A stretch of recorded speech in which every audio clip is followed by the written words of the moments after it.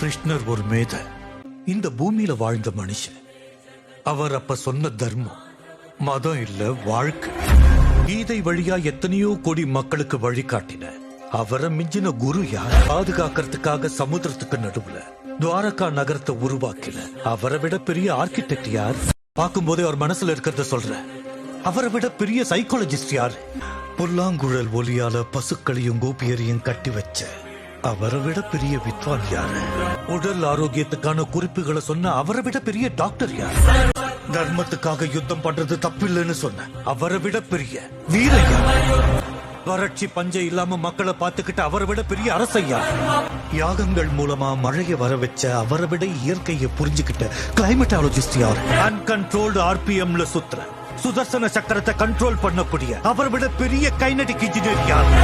Our fighter, singer, teacher, warrior, what not. He's everything. வரப்போவது கலியுகம். வீண் வாதங்கள் பெருகி அறிவு மழுங்கி துரோகங்கள் வளரும்.